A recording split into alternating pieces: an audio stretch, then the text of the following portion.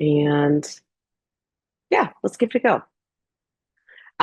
We are recording this, and as folks are coming in, I will be admitting them.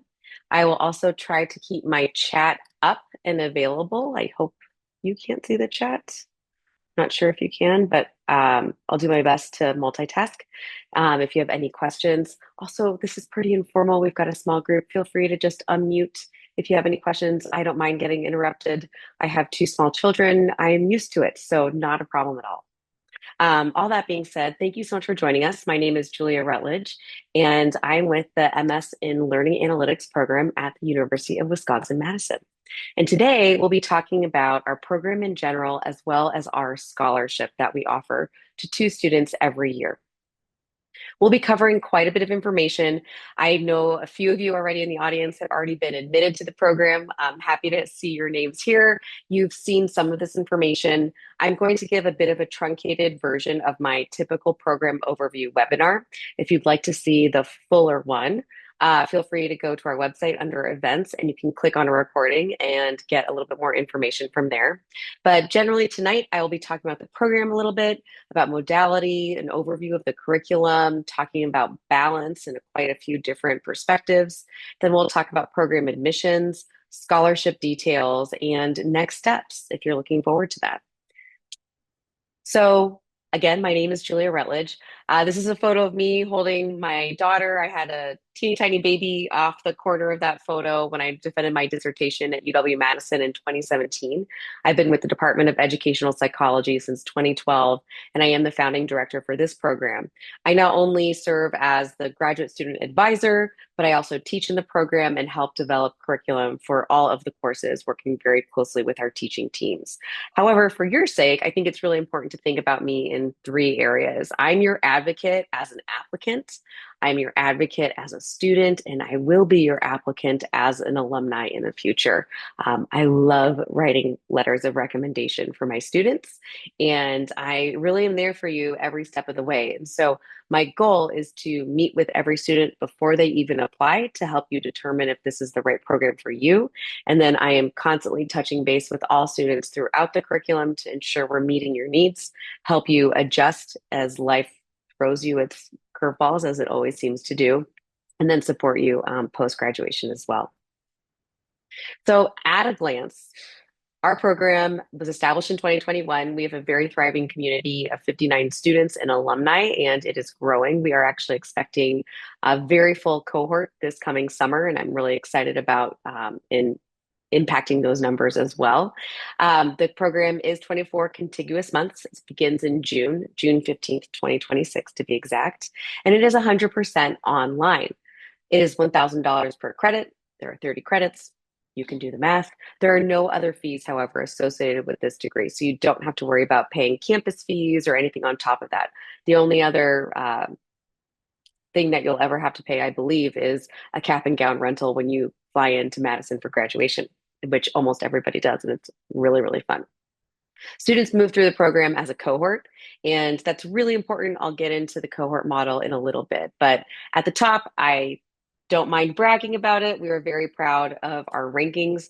We've been voted number one in the School of Education in the country for the past 2 years running, as well as number one Department of Educational Psychology in the country for the past 2 years running, and have always been in the top three or four over the past, I think, 10 to 20 years. But this program contributes to that stellar reputation. We're really, really proud to have such a high ranking that is provided to us via our peers. Here's a student quote from Christina. Christina is actually one of our scholarship recipients, one of the very first ones, in fact, from the class of 2023. And I've peppered some student perspectives throughout this, so you're hearing not only my voice, but students' voices as well. And I think Christina's quote talks to the fact that our program is all about creating impact. And so she talks about how she was able to land her current role that was helping her support the people that she really cares about. And so that's also not only what our program is about, but specifically what our scholarship is about as well, is helping our students further impact the populations that they choose to serve. More on that in a bit. In terms of program logistics, again, it is 100% online, very accessible.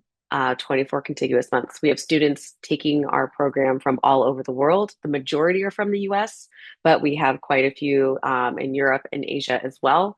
And so if you are international or looking to live internationally, not a problem. We can work with you. And it is a very accessible curriculum and quite accommodating as well. It's also flexible. The curriculum is asynchronous, meaning you'll never have to have a prescribed time each week where you sit down and watch a lecture live, kind of like what you're doing right now, which is not a very good practice, in my opinion. Rather, we really cash out the modalities. So we allow students to absorb the material on their own each week on their own time by a certain prescribed date, and then engage with a variety of materials. Because frankly, 24 contiguous months, if everything was really repetitive and rhythmic, after a while, you get really, really bored. And so in the Department of Educational Psychology, we have incredible faculty members that understand how people learn and how to create engaging online content. And I will note that this program was created in 2019, prior to to the pandemic, frankly. And as such, I think there is a big difference in being reactive and creating reactive online content versus being proactive and proactively creating online content that's purposeful. And this curriculum certainly makes the most of being an online modality and brings you the best of what that does offer. It's also highly collaborative, and you might be thinking, that doesn't make any sense. You just said it was asynchronous and online. How could I be working with other people? Well, frankly, learning is inherently social. You've got to work with other people. You've got to get out of your own silo, out of your own box, and discuss with other peers how they are implementing the material. And so we have structured group work in every single week, in every single course within the program. And so for example, at the beginning of a week, you might be grappling with some content on your own, thinking about how you might be applying it to your profession. By the end of the week, you'll meet with a group. I place people in groups every semester depending on their logistical availability. I make sure that you're always working with somebody new.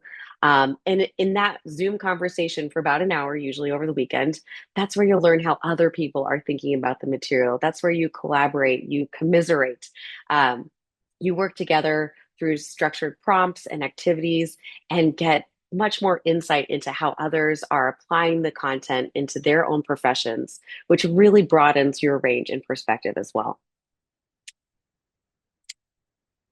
Casey was one of our students, also in our inaugural cohort, who ended up coming back to UW-Madison after graduating and is now working on her PhD in learning sciences.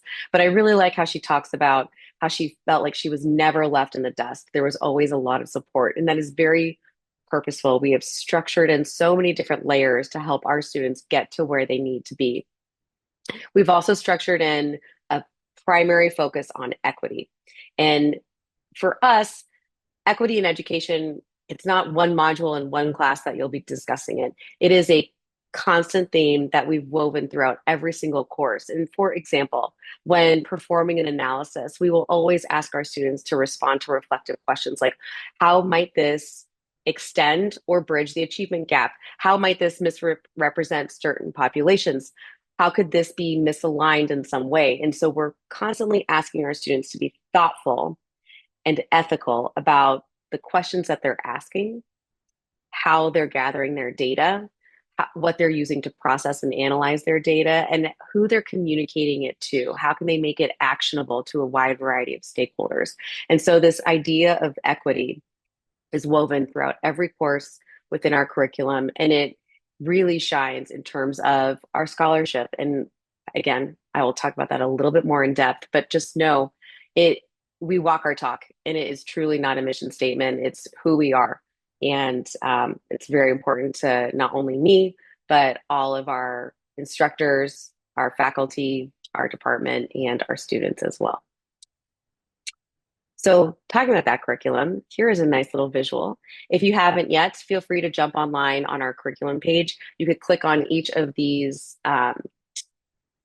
tabs and open up an individual web page for each of our courses. I created these to really help students understand who we are and who we're not. Why did we include this particular course? What does it cover? What does a typical week look like? But you can see here in year one, we're all about building those fundamental skills. And in year one, I'm constantly giving the pancake speech. The pancake speech is this idea that whenever you're making a batch of pancakes, that first pancake, it's never delicious. You usually either burn it or you mess it up when you're flipping it over or something goes wrong. And that is okay. That is how we learn. And so that next pancake is going to be better and the third will be even better. And so in that first year, this is our messy year where we're asking students, get your hands dirty. I've noticed that in graduate students, all of which are working professionals choosing to go back to graduate school, you all seem to be, overachieving superstars. I get it. I was one myself as well.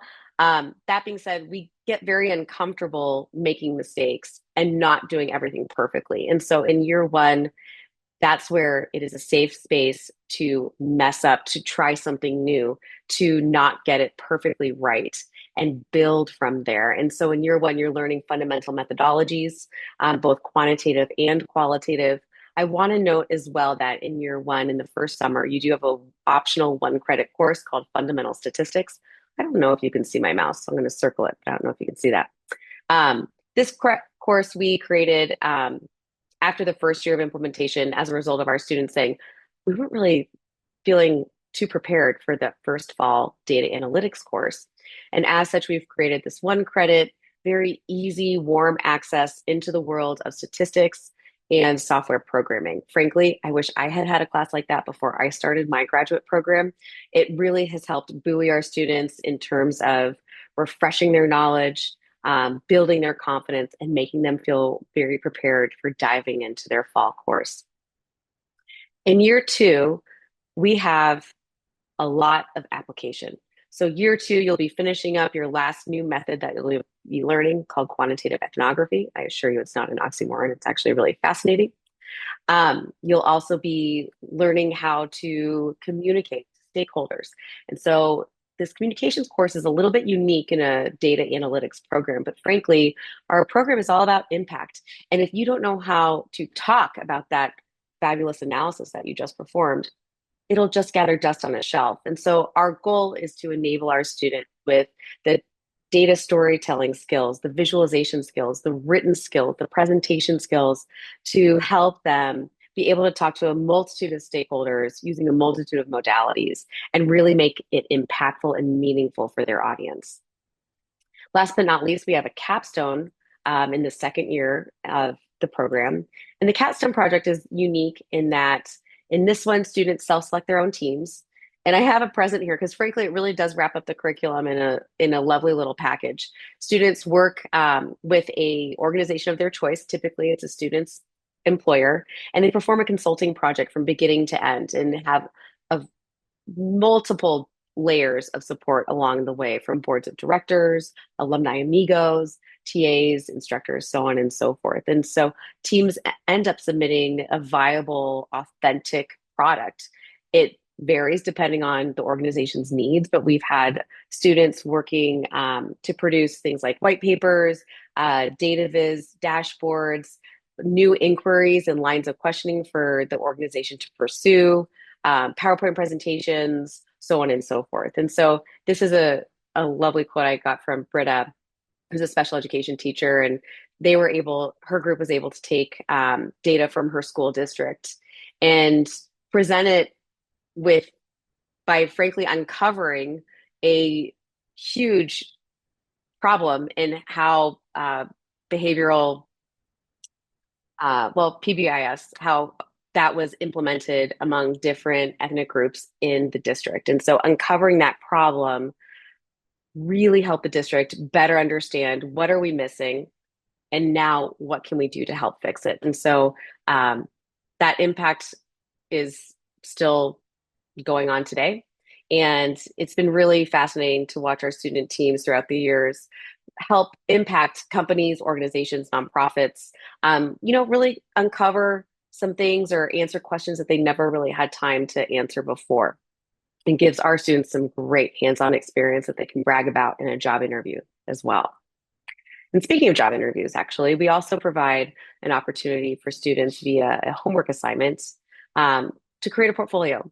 Because frankly, it's really ridiculous to put a master's of learning analytics as one line on a resume and have 2 years of work encapsulated in that one single line of graduation, 2028. So we've created this template that students have used and they're able to showcase what they do in the program. So for example, this is Casey's homepage. Here's Craig's page on the different projects he's done in our homework assignments throughout the curriculum. If you click on each of those tabs, you would see the full-fledged project as well as a more detailed abstract explaining what it is and why it was important. So helping students communicate the work that they do, the breadth of skills that they've learned in our program and beyond. It's yet another artifact that our students are using when they're going after job interviews or vying for a promotion internally as well.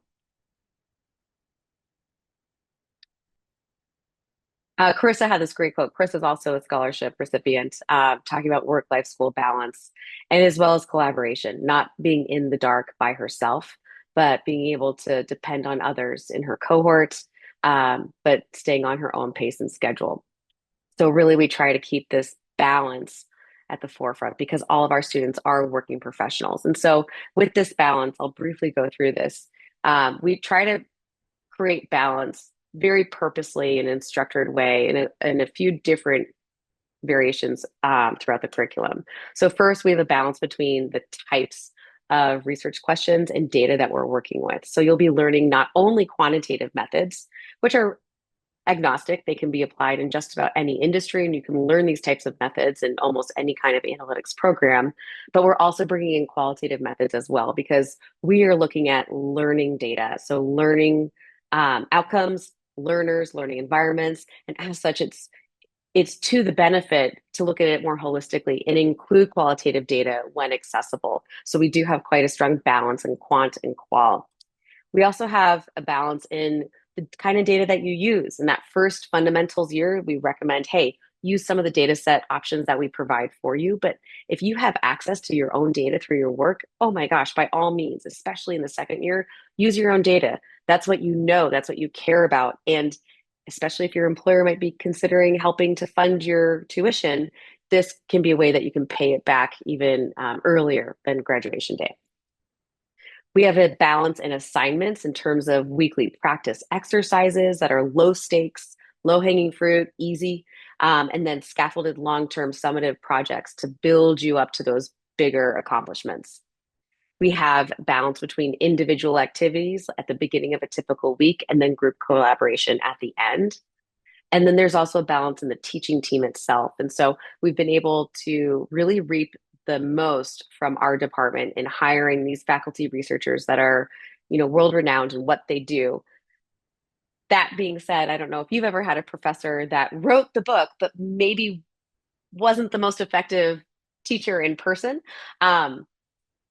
Our content needs to be applicable for our working professional students. And as such, we've hired instructor practitioners that are out there in the real world, not faculty members in academia, but are really able to bring in examples and support the material and provide very, very detailed feedback to our students from a working practitioner's perspective. So really reaping the benefits of both of those folks on the teaching team is important. A sample week also has that balance I had referred to before. Here's a typical one from the course that I teach in the very beginning of the summer. You can see at the beginning of the week, we're saying, hey, read the journal articles, watch the lecture videos, submit your discussion posts by what's actually Thursday evening at midnight. Work on some individual things like get more active at home, do an exercise or an activity. And then over the weekend, meet with your group, discuss the prompts. And then in my course, I actually ask students to connect what they've learned in theories this week from the week prior. And this interleaving tactic is really helpful in building that web of knowledge. And so, as you can see, we're trying to allow students enough flexibility where, if you've got to be at soccer practice on Wednesday evenings, you have to get your work done on Tuesdays. Or if you have, obligations all day on Sunday, you'd probably want to make sure you meet with your group on Friday or Saturday so that you can help get it submitted by Monday, so on and so forth. So we always have 2 due dates every week in every course. Assignments are always due Thursdays at midnight and Sundays at midnight.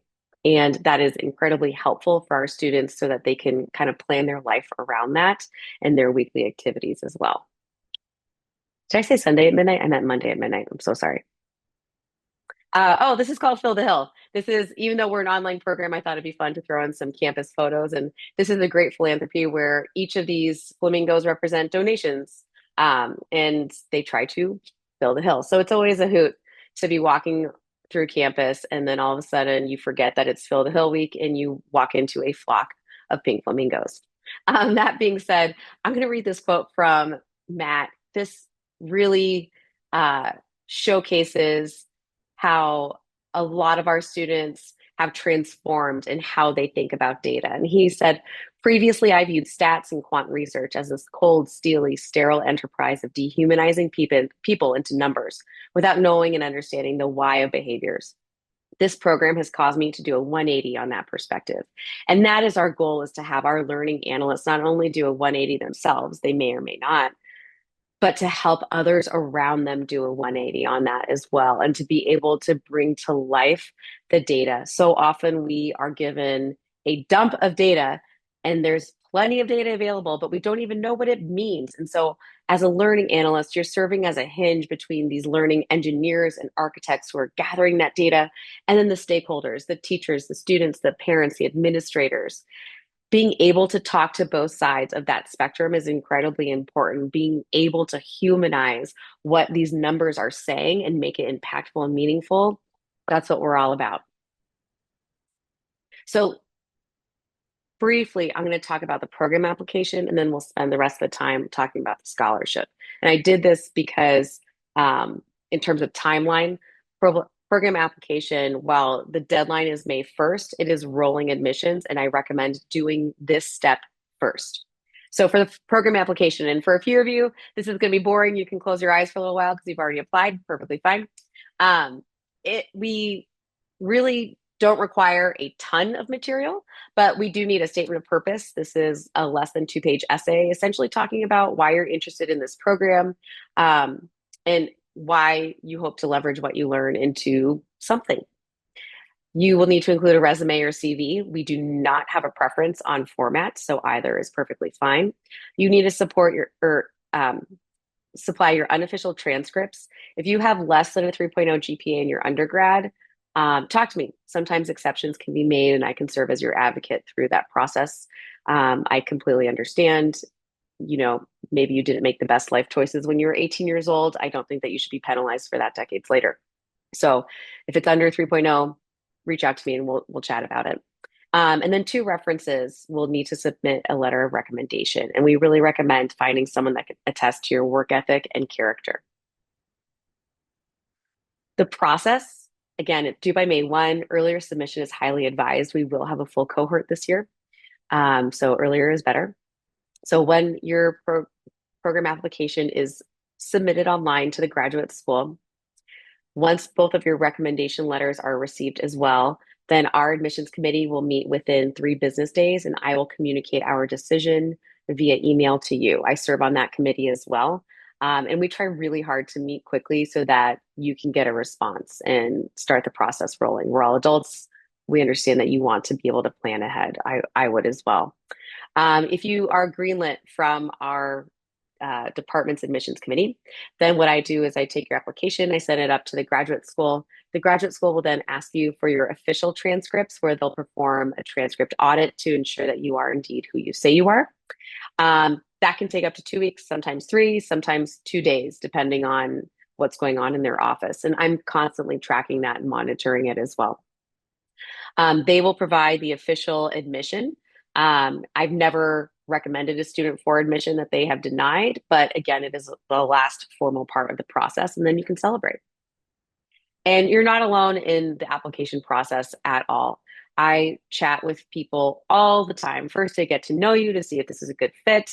I look over drafts of statement essays and resumes a lot. I find that it can be really hard to write about yourself, especially if it's been a while since you've had to do that.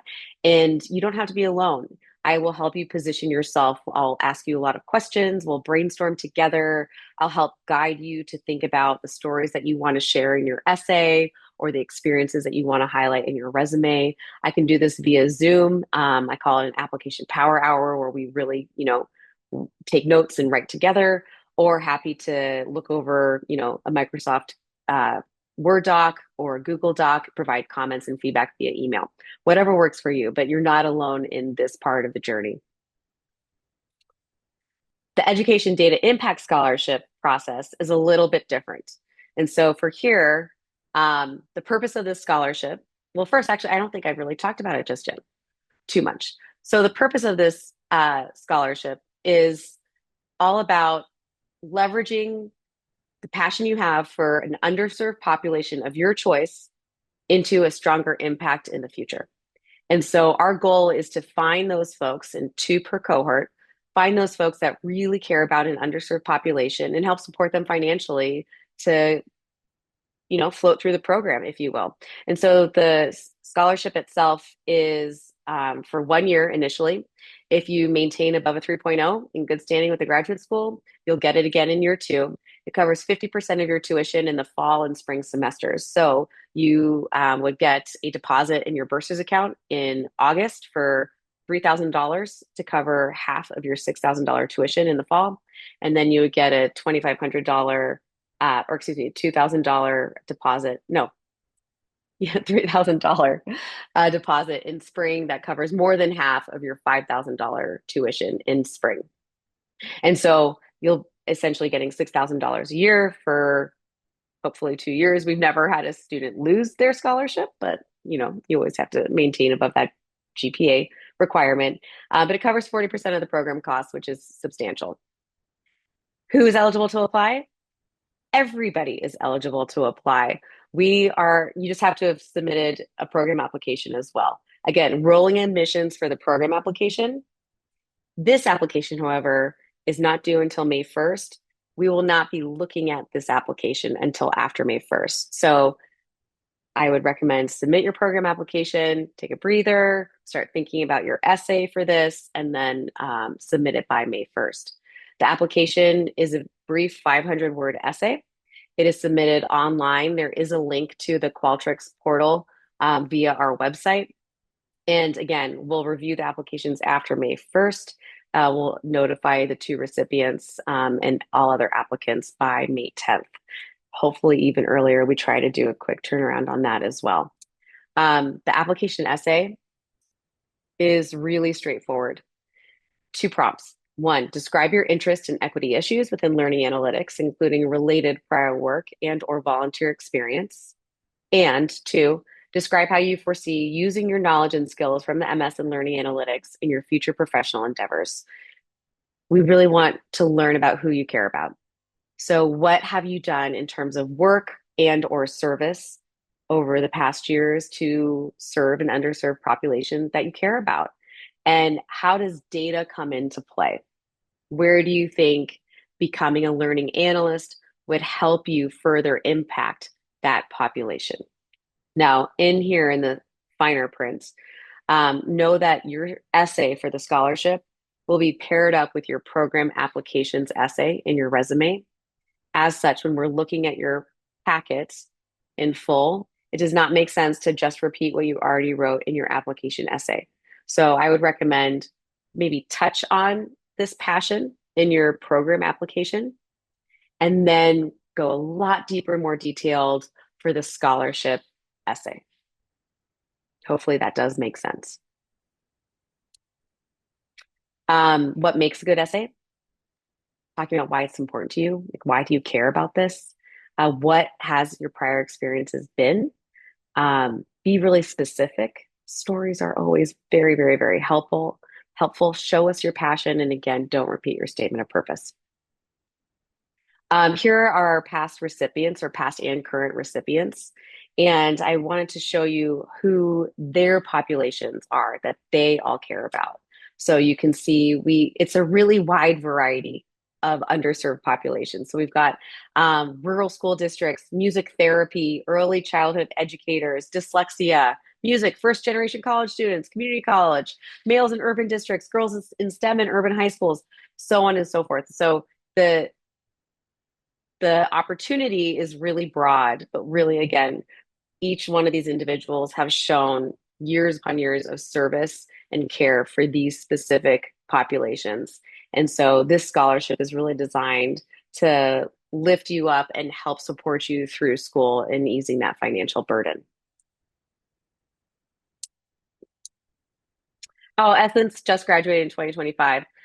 She's a second grade teacher in Washington, D.C. And I love that she said she experienced meaningful growth to be a data informed, student centered educator. And at the heart of all this growth is her continued commitment to values she's held all along, which are equity, inclusion, and student voice.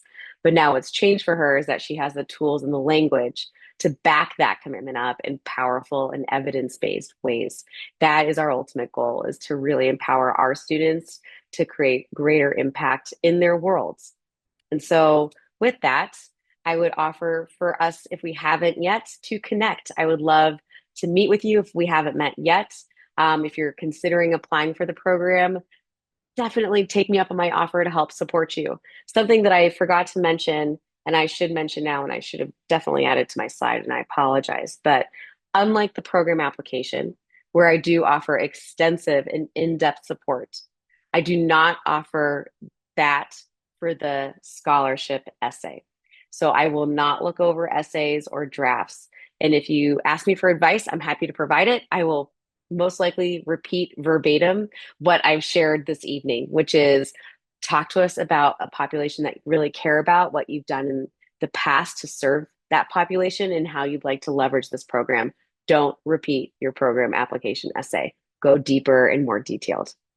But other than that, I think that's it for now. I will stop the recording.